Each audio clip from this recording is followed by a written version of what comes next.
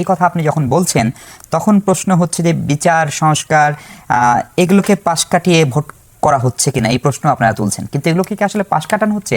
অথবা ধরেন ফেব্রুয়ারিতে নির্বাচনের একটা সময়সীমা নির্ধারিত, তখন যদি আপনারা সংবিধান সংশোধনের এই কথা বলেন এবং কোনো রাজনৈতিক দল মাঠে নামছে, জামাত ইসলাম সহ ইসলামী কয়েকটি দল, সেটার সাথে এটার কোনো সংযোগ আছে নাকি এটি নির্বাচনকে পিছিয়ে দেওয়ার প্রচেষ্টা হিসেবে বিএনপি দেখছে, সেটাই বা কি বলবেন?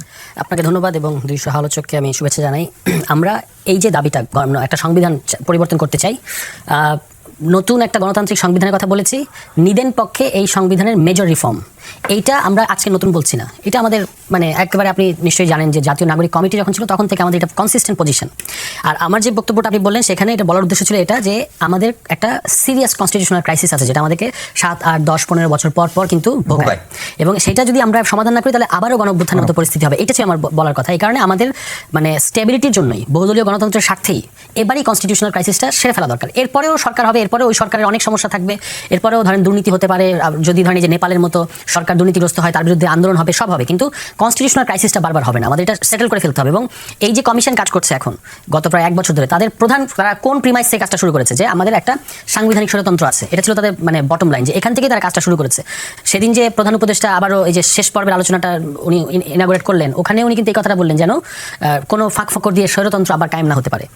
এই জন্যই আমার বলা যে আপনারা সংবিধান পরিবর্তন করতে গেলে তো নির্বাচন পেছানোর কোনো দরকার নাই, ফেব্রুয়ারিকে টাইমলাইন ধরেই কিন্তু আমরা এই কথাটা বলছি। সংবিধানটা কে পরিবর্তন করবে এখন? সংবিধান পরিবর্তন আর যেই করে সংসদ করতে পারবে না। কেন করতে পারবে না? হ্যাঁ, কারণটা সংশোধনী, এবং মানে অনেকগুলো কারণ, একটা তো ঐতিহাসিক অনেকগুলো নজির এগুলো বলতে পারবো, আপনার এখানে বলেছি আমি, পদ্ধতিগত সমস্যা আছে। করবে হচ্ছে এক, আমরা যেটা বলেছি যে গণপরিষদের মধ্যে যেতে হবে আপনাকে, যদি গণপরিষদে আপনি না যান তাহলে গণপরিষদ কাম পার্লামেন্ট করতে হবে, যেটা আমরা বলেছি একটা ইলেকশনের মধ্যে দিয়ে দুটো জিনিস। অথবা এখন যেটা সরকার মানে মনে হচ্ছে যে টনক নড়েছে অনেকটা, কিভাবে যে এতদিন তারা বলছিল যে আমরা আলোচনাটা শুধু ফ্যাসিলিটেট করবো, আপনারা সিদ্ধান্তে আসবেন বা সমঝোতে আসবেন রাজনৈতিক দলগুলো। এখন এই শেষ মুহূর্তে এসে যখন দেখছে যে তরি প্রায় ডোবার উপক্রম, রাজনৈতিক দলগুলোর তো আর আসলে মানে সমঝোতা হবে না, কারণ 29টা দল প্রায় 29 রকম প্রস্তাব দিচ্ছে, তখন আমার মনে হচ্ছে আমরা যে আলোচনাগুলো দেখতে পাচ্ছি সরকার একটা পজিশন নিচ্ছে যে যদি সমঝোতা না হয় তাহলে আমরা ঠিক করবো কোন পদ্ধতিতে সংস্কার হবে, and that is absolutely fine. আমি যে সরকারের সমালোচনা করতাম, আমি ডক্টর মোহাম্মদ ইউনূসেরও করা সমালোচনা করেছি শুধুমাত্র তার এই যে এই ধরনের রোমান্টিক কথাবার্তার কারণে, যে আমরা আসলে পজিশন নেব না। আপনি তো ভাই গভর্নমেন্ট, আপনি কেন পজিশন নেবেন না? আচ্ছা, ধরেন সরকার পজিশন নিল, নিয়ে সংবিধান পরিবর্তন করলো, তারপরে আপনি নির্বাচন হলো, কোন একটি দল বিএনপি, জামাত বা এনসিপি তারা সংখ্যাগরিষ্ঠতা পেলে, তারা সেটা আবার পাল্টাতে পারে না? না, পারবে না। যদি সংশোধনী করেন তাহলে পাল্টাতে পারবে না, যদি সংবিধানে পরিবর্তন। আচ্ছা, আমি একটা উদাহরণ দিই আপনাকে। 75-এর 15 আগস্টের পট পরিবর্তনের পর থেকে 79-র সেকেন্ড পার্লামেন্ট আগ পর্যন্ত বাংলাদেশে মিলিটারি প্রোক্লেমেশনের দ্বারা একাধিক সংশোধনী ঘটেছে। ওই মানে একদম জিয়াউর রহমান সাহেব অনেকগুলো সংশোধনী করেছেন, এবং সেগুলো এসে তিনি আবার পার্লামেন্টে পঞ্চম সংশোধনীর মধ্যে দিয়ে ওইগুলোকে জাস্টিফাই করেছেন। এখন আপনি কি এই যে সংশোধনী করলেন, ওনার যেটা সমস্যা ছিল কি যে উনি গণভোট করেছেন, উনি প্রোক্লেমেশনের মধ্যে দিয়ে সংবিধান পরিবর্তন করেছেন, সেইটাকে আবার উনি ওই একটা ক্ষুদ্র খোপের মধ্যে ঢুকাতে গেছেন, দ্যাট ইজ 5th অ্যামেন্ডমেন্ট। প্রবলেমটা কি, আপনি কি আজকে 5th অ্যামেন্ডমেন্টের আজকে স্ট্যাটাসটা কি? এখনকার দিস ইজ মানে ইলিগাল, অবৈধ। আওয়ামী লীগ অবৈধ করে গেছে, বিএনপি আবার ক্ষমতা আসলে হয়তো বলবে যে 5th অ্যামেন্ডমেন্ট আবার বৈধ হবে। তাহলে এই যে সংশোধনীতে এই সমস্যাটা আছে, আমরা যেটার কথা বলছি। আরেকটা জিনিস খেয়াল করেন, এখন কমিশনে যে সমস্ত আলোচনা হচ্ছে সংবিধান নিয়ে, এগুলো হচ্ছে সংবিধানের বেসিক স্ট্রাকচারকে, বিদ্যমান সংবিধানের বেসিক স্ট্রাকচারকে কিন্তু পরিবর্তন করে। আপনার কি সংবিধানে আপার হাউস আছে? আপনি যখন আপার হাউসের কথা বলতেছেন, আপনি বলতেছেন হাইকোর্টের বিকেন্দ্রীকরণ করতে হবে। এখন খেয়াল করে দেখেন, হাইকোর্টের বিকেন্দ্রীকরণ এরশাদ সাহেব করেছিলেন 8th অ্যামেন্ডমেন্ট, সেটা হাইকোর্ট কি বলেছিল, আদালত কি বলেছিলেন, যেটা অবৈধ, আনকনস্টিটিউশনাল। তো আপনি যেটাকে ইতিমধ্যেই রায় আছে আনকনস্টিটিউশনাল, সেটাকে আবার আপনি সংসদে কিভাবে করবেন? বিএনপি তো এগ্রি করেছে, কিন্তু ধরেন বিএনপির কথাই বলে, বিএনপি কিন্তু এগ্রি করেছে যে হাইকোর্টে বিকেন্দ্রীকরণ করতে হবে। তো আপনি কিভাবে সংসদে করবেন? ওই একই কনস্টিটিউশনের অধীনে গঠিত সংসদে তো করতে পারবেন না, বিকজ এটা অলরেডি প্রেসিডেন্স আছে যেটাকে আনকনস্টিটিউশনাল বলা হয়েছে। ওই বেসিক স্ট্রাকচার যদি আপনি মানেন, তার অধীনে কিন্তু এটা আনকনস্টিটিউশনাল হবে। এই কারণে বেসিক স্ট্রাকচার পরিবর্তন করার পদ্ধতি কোথায়? আপনাকে পার্লামেন্টের বাইরে আসতে হবে, এবং সেটার জন্য ওই যে যারা বিজয়ী হবে, ধরেন আমরা 4 জন বিজয়ী হয়ে গেছি, আমাদের দুটো ডুয়াল রোল থাকবে। আমরা একই সাথে গণপরিষদ, আমরা ধরেন বিকালবেলা গণপরিষদ সদস্য, সন্ধ্যাবেলা আমরা সংসদ সদস্য। এটা কিন্তু মানিয়ে না। আইন উপদেষ্টা নিজে বলেছেন যেভাবে সম্ভব, আসিফ নজরুল নিজে বলেছেন যেভাবে সম্ভব, এবং পৃথিবীতে এরকম নজির আছে কিন্তু। বা ধরেন সপ্তাহে 3 দিন গণপরিষদ, 3 দিন পার্লামেন্ট, তো প্রতিদিন বসে না। আমি একটু তাবিদ ভাই আপনার কাছে এটা নিয়ে ফিরতে চাই। তুষার সাহেব যেটা বলছেন, সংবিধান না বদলালে, মানে সংশোধন না বদলালে ফের একটা অভ্যুত্থান বা গণ অভ্যুত্থানের আশঙ্কা আছে, এবং সেটাই সম্ভবত জুলাইয়ের যে স্পিরিটের কথা তারা বলেন, বা জুলাইয়ের যে গণ অভ্যুত্থান, তার সঙ্গে অনেক বেশি সামঞ্জস্যপূর্ণ। এখন সংবিধান বদলানোর জন্য তিনি যে প্রক্রিয়া পদ্ধতির কথা বললেন, সেইটা বড় দল হিসেবে বিএনপি মানে মানবে কিনা, বা মানাটা কতখানি আপনাদের পক্ষে সম্ভব বা যৌক্তিক? দেখেন, এখানে বড় দল হিসাবে ম্যাটারটা না, এটা দায়িত্বশীল দল হিসাবে ইজ মোর ইম্পর্টেন্ট জিনিসটাকে বিবেচনা করা। যে কথাগুলো আমরা বলছি, বারে বারে আমরা রিপিট করছি, কোনো জায়গায় কিন্তু কারো কোনো দ্বিমত নাই যে বাংলাদেশের বেসিক প্রবলেমগুলো কী, বাংলাদেশের হিস্টোরিক অ্যান্ড রিপিটেড প্রবলেমগুলো কী। গণ উত্থান যে আপনি শুনেছেন 90s হয়েছিল, এবারও হয়েছে, অ্যান্ড অফকোর্স আমরা যদি আমাদের ট্র্যাক চেঞ্জ না করি আবারও হবে। But the point is that সলিউশনটা কী? সলিউশন তো থাকতে হবে একটা জুডিশিয়াল, কনস্টিটিউশনাল অ্যান্ড প্র্যাকটিক্যাল প্রসেসের মাধ্যমে। যতবার আপনি কিছু চাপিয়ে দেন কিছুর উপরে, বা আপনি মানে প্রসেসের বাইরে কিছু ফলো করতে যান, পরবর্তী সরকার এসে এটাকে আবার চ্যালেঞ্জ করে, বা হাইকোর্ট এটাকে স্টে করে বা চেঞ্জ করে। তো আমাদের জায়গাটা তো ভেরি পরিষ্কার যে আমরা যেসব সংশোধনী আমরা চাচ্ছি, আমরা গোটা জাতি হিসাবে এখন এগ্রিমেন্টে আসতেছি। যেই ধরনের ফিউচার বাংলাদেশের কনস্টিটিউশনাল চেঞ্জেস আমরা আনবো, সেটাও আমরা একটা ফ্রেমওয়ার্কে নিয়ে আসতেছি। এখন ইমপ্লিমেন্টেশন তো পার্লামেন্টের বাইরে হতে পারে না। আমরা মানে আমাদের দেশে তো পার্লামেন্টারি স্টাইল। এখন পার্লামেন্ট রিপ্রেজেন্ট করে কাকে? পার্লামেন্ট রিপ্রেজেন্ট করে পুরো বাংলাদেশকে, অ্যাটলিস্ট যারা voter, right? In this case 100 million voter, তাদের প্রেসিডেন্ট পার্লামেন্টে আছে। তো আমরা কারা এখন পার্লামেন্টের বাইরে নিজেদেরকে দাবি করলাম যে আমরা পুরো বাংলাদেশকে প্রেজেন্ট করি, পুরো বাংলাদেশ যা চায় ম্যান্ডেট ছাড়াই আমরা সিদ্ধান্ত দিয়ে দিচ্ছি। তো বিএনপি পজিশনটা ভেরি পরিষ্কার যে জনগণের হাতে ক্ষমতা আমরা দিতে চাচ্ছি। জনগণ তাদের ক্ষমতা দিয়ে যাদেরকে দায়িত্ব দিবেন, তারাই জনগণের এই কাজগুলোকে বাস্তবায়ন করবেন বা জনগণের প্রত্যাশাটাকে বাস্তবায়ন করবেন। তার সাথে দায়িত্বশীল দল হিসেবে বিএনপি কিন্তু সবার অন্য রাজনৈতিক দলেরও যারা যারা এক্সিস্টিং এখন মানে অপারেটিং অবস্থায় আছেন, তাদেরও মতামত নিয়েও কিন্তু বিএনপি আগাতে চাচ্ছে। তাদের মতামত বাস্তবায়ন করার জন্য কিন্তু অনেক কম্প্রোমাইজ করা হচ্ছে। যদিও বিএনপির অনেক অবস্থান আছে, সে থেকে আমরা একটু সরেও এসেছি, কিন্তু আলটিমেটলি জনগণের মতামত পার্লামেন্টারিয়ানরা পাবে, পার্লামেন্টারিয়ানরা ওই ম্যান্ডেটটাকে বাস্তবায়ন করবে। মানে নির্বাচন হতে হবে, তারপরে যা হওয়ার তাই হবে, সেটা হচ্ছে বিএনপির স্ট্যান্ড। ইয়েস। জি, রিজন আপা, আপনার কাছে যেটা জানতে চাই যে জামাত ইসলামী পিআর নিয়ে খুবই কঠোর অবস্থান এবং তারা একটি কর্মসূচি ঘোষণা করেছে। সেই কর্মসূচির 4টি ইসলামিক দল এবং আরও 3টি দল আজকে ঐক্যমত পোষণ করেছে। এবং আজকে জামাত ইসলামীর সিনিয়র নেতা জনাব তাহের, তিনি স্পষ্ট করে বলছেন একবারের জন্য হলেও তারা পিআর চান। এবং সেটা কেন বলছেন? উনি বলছেন তাহলে ভোট কেন্দ্র লুট, ব্যক্তি বিশেষে মনোনয়ন বাণিজ্য, এগুলো বন্ধ হয় কিনা সেটা তারা দেখতে চান। ফলে বাংলাদেশের বাস্তবতায় এই পিআর পদ্ধতি একবার আনলে আসলে সংকটটা কোথায়? নাকি এর পিছনে জামাতের অন্য কোনো তাৎপর্য আছে চাওয়ার পেছনে?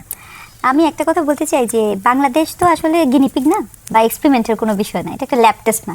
আর এই মুহূর্তে তো আরও না, কারণ যে একটা খুব খারাপ একটা সময় আমরা পার করছি, এটা একজন নাগরিক হিসেবে বলছি। ঠিক এই মুহূর্তে যেমন আপনি এক্সপেরিমেন্ট করতে পারেন পলিটিক্যাল, আমরা তত্ত্বাবধায়ক সরকার এনেছি না, অনেক জায়গা থেকে তো ছিল না, কিন্তু ঠিক এই মুহূর্তে এই রাষ্ট্রের যেই আনস্টেবিলিটি, সেই আনস্টেবল একটা সিচুয়েশনে আপনি আর কত পরীক্ষামূলক বাস্তবতা দিবেন, সেটা একটা প্রশ্ন, বড় প্রশ্ন।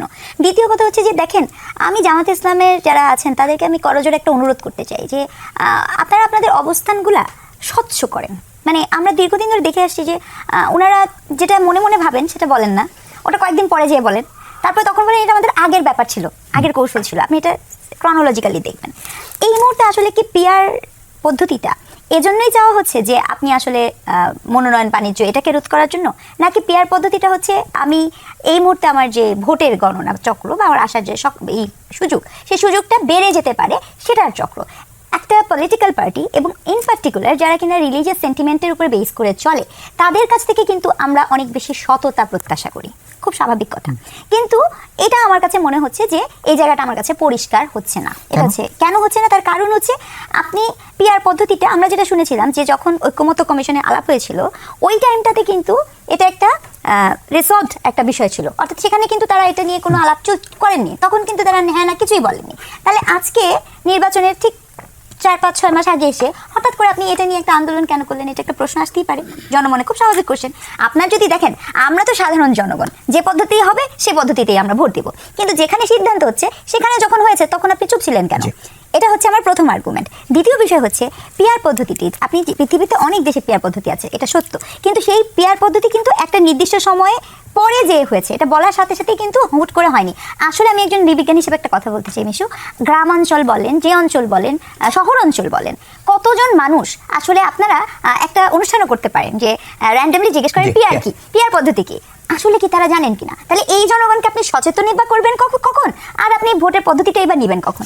এটা খুব গুরুত্বপূর্ণ। আপনাকে একটু থামাই আপা, বিএনপির সিনিয়র নেতা সালাউদ্দিন সাহেব স্পষ্ট করে বলছেন যে একটি দল বেশি আসনের লোভে কয়েকটা আসন বেশি পাবে, সেই লোভে পিআরের কথা বলছে। তুষার, আপনার দলও পিআর চায়, সম্ভবত আপনারা উচ্চ কক্ষ পর্যন্ত একমত, নিম্ন কক্ষে এখনই চান না, জামাত 2 কক্ষেই চাই। ফলে এই কথাটা আমি জানি না উনি জামাত ইসলামকে মিন করেই হয়তো বলেছেন, কিন্তু আপনারাও যে পিআর চান সেটা কি মূলত বেশি আসন পাওয়ার লোভে কোট আনকোট? না, বেশি আসনটা তো আসন বেশি কম এটা ম্যাটার করছে কোথায়? লোয়ার হাউসে। Lower house, আমরা তো আপার হাউসে পিআর এর কথা কেন বলেছি? আমরা বলেছি যে আইদার আপার হাউস পিআর হবে অথবা আপার হাউস দরকার নেই, কারণ আপার হাউস বিএনপি যেভাবে বলেছে সেটা কি, সেটা সংরক্ষিত মহিলা আসনের মতো। তো সেটাও তো একটা পিআরই। না মানে এটা পরোক্ষ পিআর, হ্যাঁ, পরোক্ষ এবং PR এটাতে করে এবার আপার হাউসের আপার হাউস প্রস্তাব করার প্রধান বিবেচনাটা কি, যে আপনি ওই যে 2/3 বলে যে আপনি কনস্টিটিউশনের এমন সব চেঞ্জ করেন যেটা আমাদের রাষ্ট্রের ক্যারেক্টার বদলে দেয় এবং দীর্ঘ সংকটের মধ্যে আমাদেরকে ফেলে, এটাকে ব্যালেন্স করতে হবে। তো এটা কিন্তু আপনি ব্যালেন্স করতে পারবেন না যদি আপার হাউসে যে দলের লোয়ার হাউসে 2/3 থাকবে ওই একই দলের 2/3 থাকবে আপার হাউসে, যদি ওই যে বিএনপি যেভাবে বলছে ওইভাবে করা হয়। কিন্তু আমরা যেভাবে বলছি যে আপার হাউসে আপনি যেহেতু আপার হাউস আইন প্রণয়ন করবে না, আইন কিন্তু লোয়ার হাউসই করবে, আপনি সরকার গঠন করতে ফেলতে পারবেন সিম্পল মেজরিটি থাকলে, আপনি যে কোনো আইন বানাতে পারবেন সিম্পল মেজরিটি থাকলে, শুধুমাত্র সংবিধান সংশোধনের বেলায় 2 হাউসের আপনার মানে 2/3 লাগবে। এখন কিন্তু আরেকটু কম্প্রোমাইজ করে আমরা বলেছি যে নিচের হাউসের 2/3 লাগবে, আপার হাউসের সিম্পল মেজরিটি হলেই হবে। তো এখন ধরেন আমাদের দেশে যারা সরকার গঠন করা যায় 2/3 হয়, তারা হিস্ট্রি বলছে যে 40 থেকে 45% ভোট বেশি কখনো পায় না। তো এখন সিম্পল মেজরিটি, আপনার তো জোট সঙ্গী আছে, আপনি কি আর 5% ম্যানেজ করতে পারবেন না আপার হাউসে? ফলে সংবিধান সংশোধনীয়টা কিন্তু আটকে থাকবে না। প্লাস গণভোটের কথা এসছে যে যদি মেজর কোনো বেসিক স্ট্রাকচার পরিবর্তন, বেসিক স্ট্রাকচারকে ডিফাইন করে দেওয়া হয়েছে যে এইগুলোকে আমরা যেমন তত্ত্বাবধায়ক বাতিল করতে পারবেন না। তাহলে লাভটা কি হলো? তাহলে তো যে দল সংখ্যাগরিষ্ঠ সে যাই তাই হচ্ছে। যদি আমার পার্টনারদের কিন্তু তবু কিছু চেক এন্ড ব্যালেন্স আছে, কারণ আপনি কয়েকটা জিনিস চেকলিস্ট দিয়ে বলেছেন যে এগুলো হলো আমার বেসিক স্ট্রাকচার, এগুলো পরিবর্তন করতে গেলে গণভোট লাগবে এক। দ্বিতীয়ত হচ্ছে যে একটা বহুদলীয় স্পেস তৈরি হচ্ছে, মানে অন্তত আপার হাউসে, এবং সেখানে ধরেন যদি 15% ভোট পেয়েছে কোনো একটা দল, তার 15 জন সংসদ সদস্য থাকবে, আপার হাউস মেম্বার থাকবে, তারা কিন্তু যে কোনো আইন নিয়ে সিভিয়ার সমালোচনা করতে পারবে। এটা আইন ইমিডিয়েট আইন প্রণয়নকে বাধাগ্রস্ত করবে না, কিন্তু একটা চাপ তৈরি করবে যখন এটা আলোচনা আসছে যে এই আইনের পেছনে এই সমস্যা আছে। ফলে এটা একটা ভালো প্র্যাকটিস। কিন্তু যদি আপনি ওই যেভাবে বিএনপি বলছে যে আসনের ভিত্তিতে দেন, তাহলে কিন্তু যারা বঞ্চিত লাঞ্ছিত তারাই ওখানে গিয়ে জায়গা পাবে, এবং সেখানে ওই গান বাজনাই হবে। তো মমতাজ যেভাবে গান বাজনা করেছে ওইরকম হবে, ওটা আমাদের দরকার নেই। হয় আপনি ভাই এক হাউসই রাখেন, আদারওয়াইজ আপনি আপার হাউস করেন। সারা দুনিয়া যেখানে যেখানে আপার হাউস আছে সেখানে কিন্তু ওই দেশগুলো প্রাদেশিক হয়ে থাকে, আমরা কিন্তু আমরা ইউনিটারি একটা দেশ।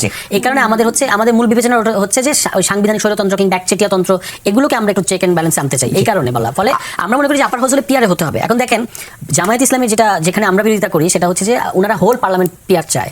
আমরা তো আপার হাউস পিআরই তো এখনো ভাই কনফার্ম করতে পারি না, একমত করাতে পারলাম না। তো আবার এই হোল পার্লামেন্ট, এবং এটা একদমই নতুন জিনিস। কিন্তু এটা জামাত ইসলামের কৌশল তো হতে পারে যে আপার হাউস লোয়ার হাউস দুইটা চাইলে হয়তো আপার হাউস। আমি একটা কথা শুনেছি, জানি না আমাদের জামায়াত ইসলামের লোকজন শুনলে রাগ করতে পারে, যে দলগুলো আছে বিএনপির এখনো 300 আসনে ক্যান্ডিডেট কনফার্ম হয় নাই, যে এই 300 জনই, অনেক জায়গায় 4-5 জন করে দাবিদার আছে, কিন্তু একমাত্র যে দলের 300 আসনে মানে মোটামুটি ফিক্স যে অমুক তাই না? তাহলে আমার কাছে মনে হয় যে জামায়াত ইসলাম সবচেয়ে বেশি প্রিপেয়ার্ড ফর দি ইলেকশন, কিন্তু তার একটা নিজস্ব রাজনীতি আছে, সেই রাজনীতি কৌশল অনুযায়ী সে নানা সময় নানা ধরনের দাবি আনে, এটা নট ব্যাড, মানে গণতান্ত্রিক দেশে থাকবে। কিন্তু আমাদের যেটা ন্যাশনাল কনসেনসাস সেইখানে আমাদের থাকা উচিত, যেটুকু আমরা সবাই একমত হয়েছি যে আপার হাউস হবে এবং পিআর হবে, এটা শুধু বিএনপি ছাড়া সমস্ত দল কিন্তু। তুষার, একটা বিরতিতে যায় আপনার দলের সিনিয়র নেতা, আপনার দলের সদস্য হিসেবে আক্তার আজকে একটি কথা বলেছেন যে বিচার সংস্কারকে পাশ কাটিয়ে কোনোভাবেই ভোট হতে দেওয়া যাবে না।